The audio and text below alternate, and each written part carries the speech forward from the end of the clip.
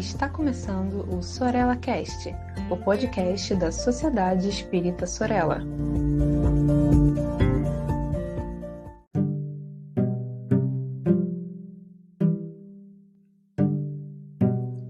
Olá, sejam todas e todos bem-vindos a mais um episódio da Educação Científica do Sorella Cast.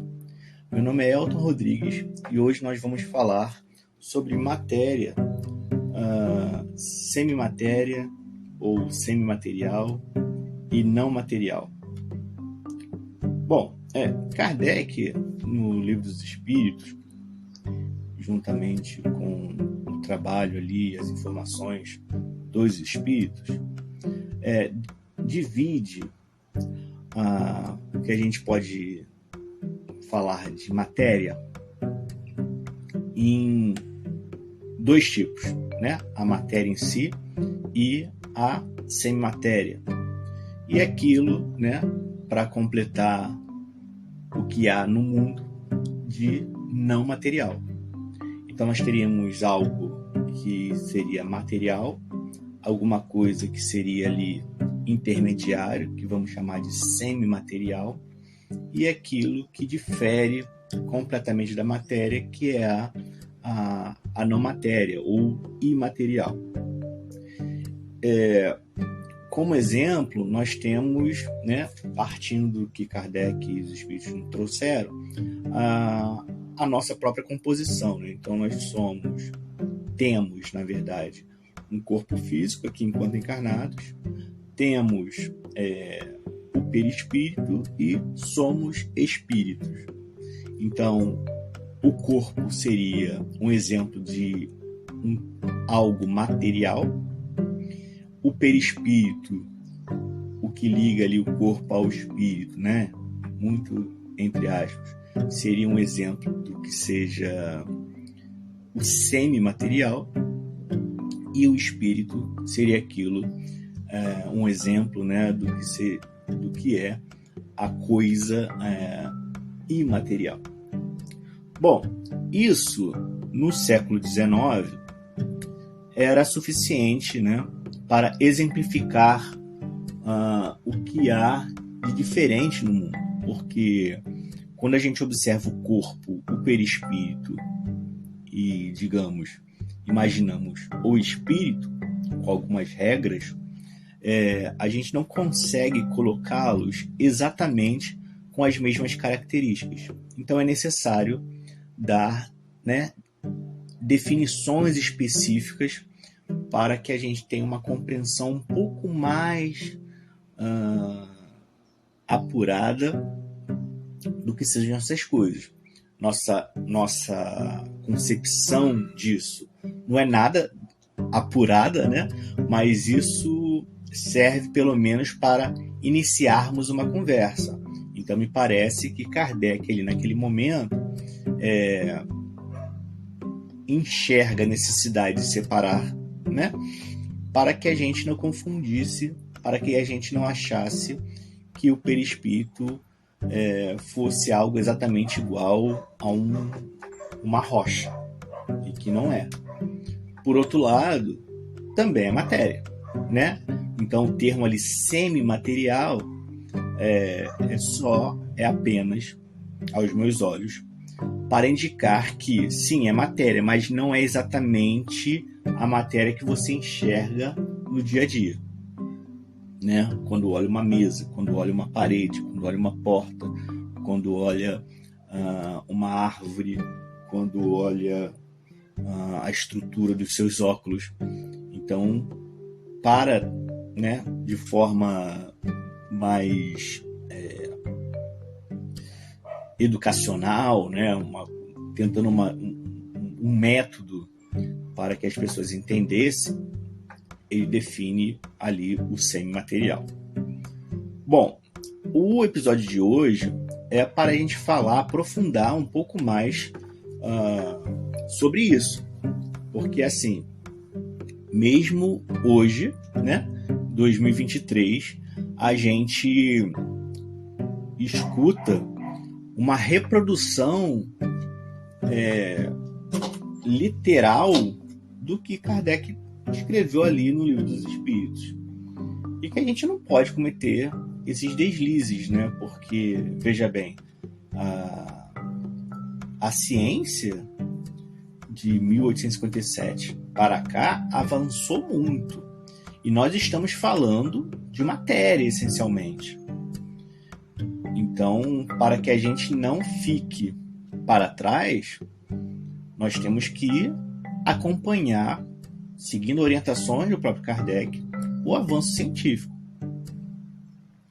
E, para isso, nada melhor do que estudar sobre o modelo padrão da física de partículas, porque é o modelo padrão que vai falar sobre a estrutura interna da matéria. Ok?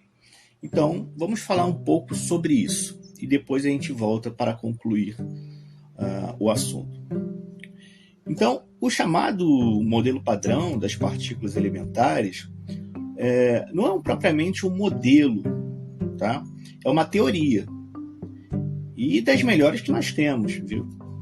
Aliás, na opinião de muitos físicos, a melhor de todas sobre a natureza da matéria. Então, por exemplo, Kane, que é um físico teórico da Universidade de Michigan, diz o seguinte, o modelo padrão é, na história, a mais sofisticada teoria matemática sobre a natureza. Apesar da palavra modelo em seu nome, o modelo padrão é uma teoria compreensiva que identifica as partículas básicas e especifica como interagem. Tudo o que acontece em nosso mundo, exceto os efeitos da gravidade, resulta das partículas do modelo padrão interagindo de acordo com as suas regras e equações. Então, de acordo com esse modelo padrão, leptons e quarks são partículas verdadeiramente elementares, no sentido de não possuírem estrutura interna. Partículas que têm estrutura interna são chamadas de hadrons.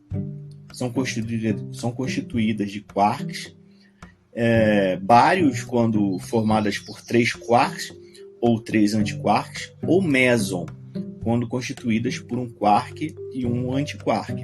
Eu entendo que esses termos vão confundir, mas qualquer dúvida, volte o áudio, depois mande questões para a gente, tá? Além disso, há 6 leptons, né? O que são os leptons? São os elétrons, os muons, tal, neutrino do elétron, neutrino do muon e neutrino do tal. E 6 quarks. Tem o quark up, quark down, quark charm, quark stranger, quark bottom e quark top. Né? São termos, são nomenclaturas para diferenciar essas partículas. Porém, os quarks têm uma propriedade chamada cor. É uma propriedade, não é a cor que a gente vê no vermelho, azul, não. É uma propriedade e que foi relacionada à cor, tá? E podem cada um desses apresentar 3 cores, pode ser vermelho, verde e azul. Então, há, portanto, 18 quarks. Contudo, né, como a cada partícula corresponde a uma antipartícula, cada partícula tem uma antipartícula, existiriam no total 12 leptons e 36 quarks. O elétron é o lepton mais conhecido, e o próton e o nêutron, os hadrons mais familiares, tá? Em princípio, a teoria dos quarks, né, que é a cromodinâmica quântica, não proíbe a existência de partículas com estruturas mais complexas do que 3 quarks, 3 antiquarks ou um par quark-antiquark. Mas apenas recentemente, físicos experimentais têm apresentado evidências dessas partículas, com 5 quarks, por exemplo. Seria um pentaquark. Mas isso ainda depende de resultados experimentais, enfim. Tem muito chão pela frente. Tá? Em resumo, gente, segundo o modelo padrão, a grande quantidade de partículas elementares até hoje detectadas, já tem mais de 300 em aceleradores e colisores, pode ser agrupadas em leptons, quarks e hadrons, ou em leptons e hadrons, visto que os quarks são constituídos dos hadrons, né? São constituintes dos hadrons. ou ainda em leptons, bárions e mesons, pois os hadrons podem ser divididos em bários e mesos. Gente, vamos fazer uma pausa aqui, só chamar a atenção, né? Lá em 1857, o que nós tínhamos? Nós tínhamos elétron e próton, certo? E veja o zoológico de partículas que nós temos hoje, tá? Cada uma com as suas características, tá? Suas regras, suas equações, tá? Suas formas de interagir umas com as outras. Então, o que Kardec, por exemplo, chamava de semimaterial, hoje pra gente nada mais era do que matéria mesmo, tá? Antigamente, nós tínhamos, até muitos aqui, né, repetiram isso no ensino fundamental, a matéria não ocupa, né, dois corpos não ocupam o mesmo lugar no espaço. Mas isso é mentira, tá? Isso é uma visão limitada, porque existe um tipo de matéria, a gente vai falar daqui a pouco, que são os bósons, que podem fazer isso sem problema algum. Então nós avançamos muito na compreensão do que é matéria e suas características. Então nós temos que estudar esse tema com o olhar do século presente. É a última palavra? Claro que não. Mas a gente sempre vai andar para frente. A gente não pode ficar reproduzindo discursos de séculos passados, porque a gente se auto-engana. Bom, como a gente já falou, né, o modelo padrão é uma teoria compreensiva que identifica as partículas básicas e especifica como elas interagem. Há na natureza 4 tipos de interações fundamentais, que é a gravitacional, a eletromagnética, a forte e a fraca. Cada uma delas é devida a uma propriedade fundamental da matéria, que é a massa, né? O que é a massa? É uma interação gravitacional. Tem a carga elétrica, que é uma interação eletromagnética, a cor, que é a interação forte, e a carga fraca, que é uma interação fraca. Não é fraca, né? É o termo, o nome, que é a interação fraca. Se chamarmos cada uma dessas propriedades de carga, teremos 4 cargas: a carga massa, a carga elétrica, a carga cor e a carga fraca. Então, dessa forma, há também 4 forças fundamentais na natureza: a força gravitacional, a força eletromagnética, a força cor, né, e a força fraca.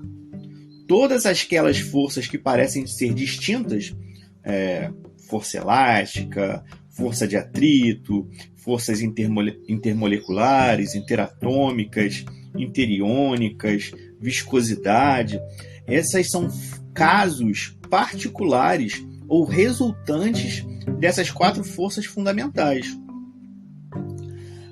Mas como se dá essa interação, né? Quem transmite a mensagem da força entre essas partículas, né? Isso nos leva às partículas mediadoras, ou partículas de força ainda, podemos chamar também de partículas virtuais. As interações fundamentais ocorrem como se as partículas que interagem trocassem outras partículas entre si. Então, essas partículas mediadoras seriam os fótons na interação eletromagnética, os gluons na interação forte, as partículas W e Z na interação fraca, e os gravitons, que ainda não foram detectados, tá? Na interação gravitacional. Nós não vamos ficar definindo também profundamente essas partículas, tá? A intenção aqui é só mostrar que o assunto é muito mais complexo do que é tratado normalmente. Então, essas partículas que são eletricamente carregadas, né, interagiriam trocando fótons, né?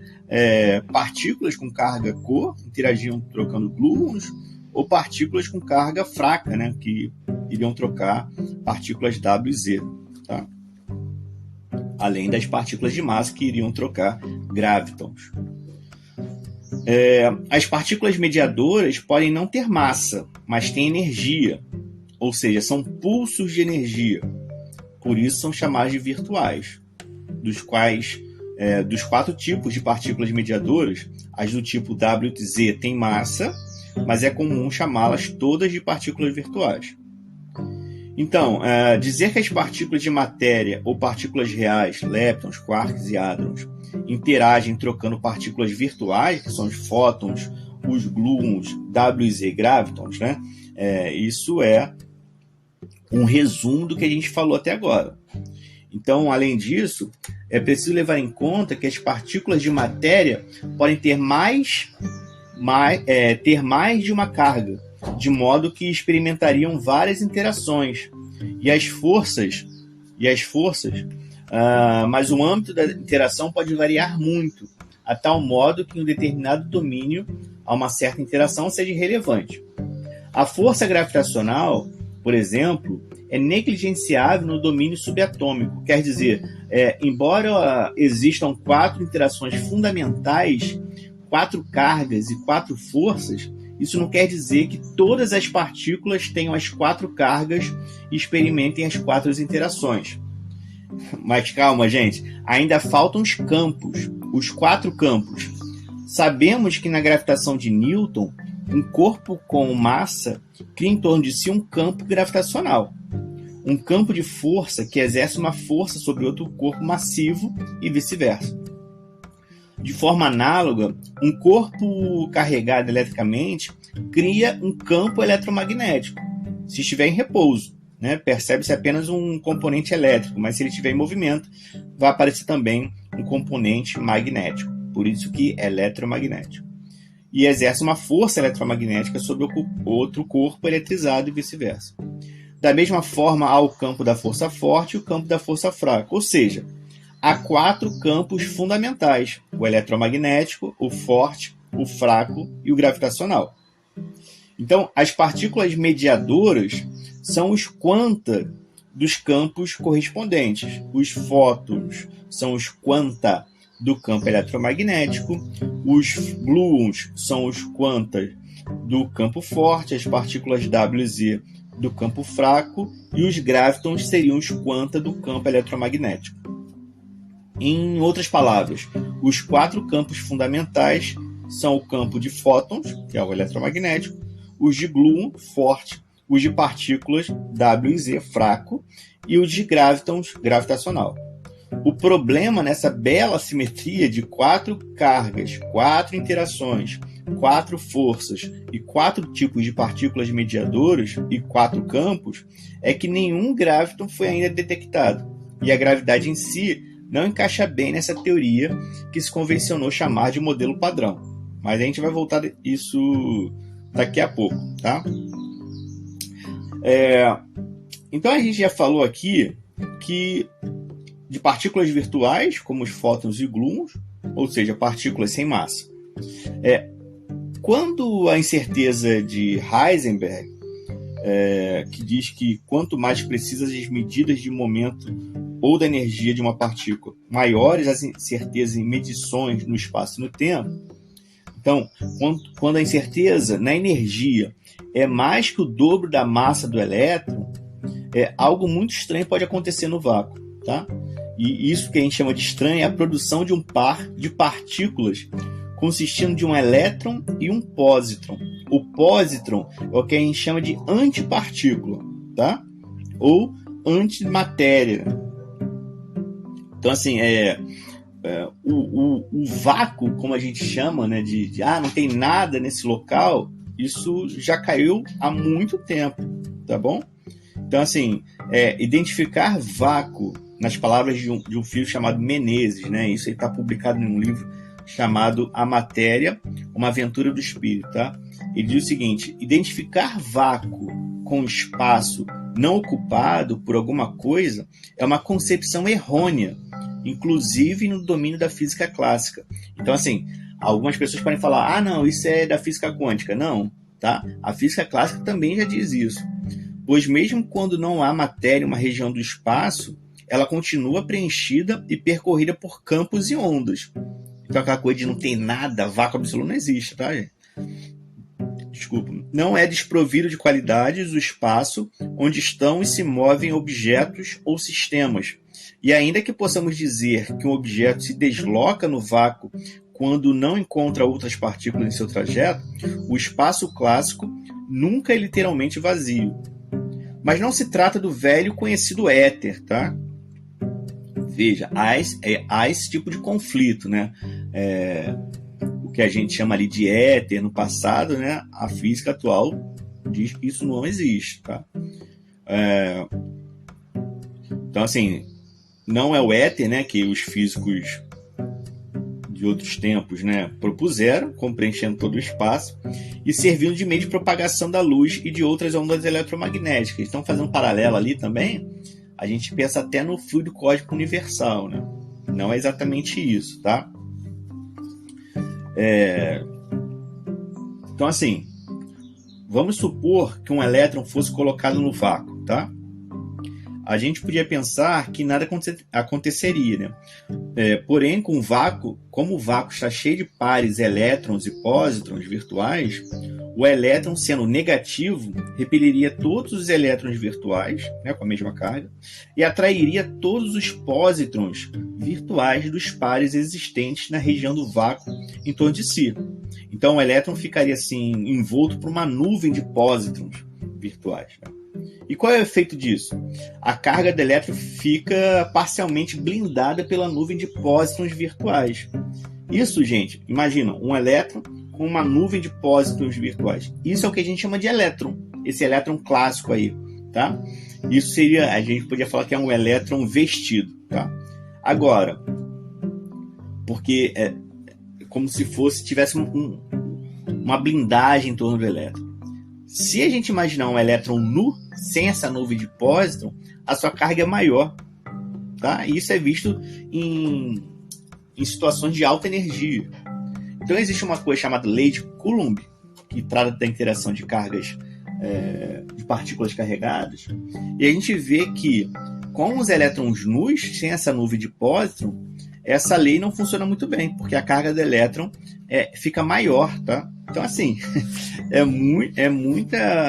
são muitos detalhes que a gente precisa levar em conta para entender o que é matéria, semimatéria, ou alguma coisa que não é matéria, sabe?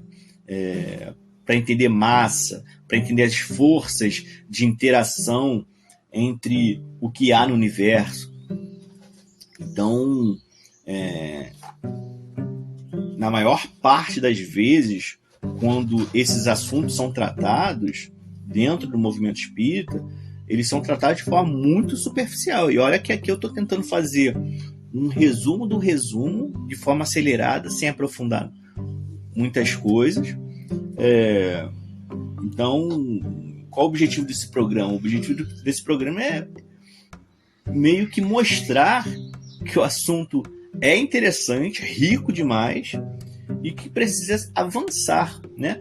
Que o movimento, os estudiosos do espiritismo precisam se debruçar sobre esses aspectos para compreender, por exemplo, os fenômenos mediúnicos, né? Então, como se dá um aparente sumiço de um objeto? Como que alguma coisa pode levitar? Quais são as forças que estão envolvidas ali? O que é a materialização de alguma coisa? O que é a materialização do espírito? O que é o perispírito? Quais são as forças que estão presentes ali nesse corpo que Kardec chamou de semimaterial? Existem partículas ali? Quais delas? Quais são as formas de interação? São novas partículas? E o espírito? O que é o espírito? Né? Eu posso chamar de material a partir dessa compreensão de que há muitas coisas ainda desconhecidas do que a gente chama de matéria? Ou a gente fala que é imaterial apenas para diferenciar da matéria bruta?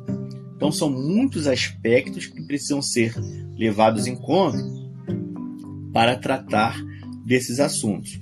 Bom, eu vou parar por aqui, mas prometo voltar com esse assunto nos próximos programas para a gente, de repente, aprofundar certos aspectos dessa relação entre espiritismo e física de partículas, ou a compreensão do que é matéria e não matéria, partindo de uma visão talvez mais destacada ou fora do que há nos livros ali de Kardec do século XIX, né? Que, quando comparados com a física atual, que é uma área que estuda a matéria, estão muito defasados, né, com o que a gente compreende do mundo atualmente. Então é isso, gente. Obrigado por escutar, obrigado por interagir aí com o Sorella Cast, com a educação científica, e até o próximo episódio. Tchau, tchau.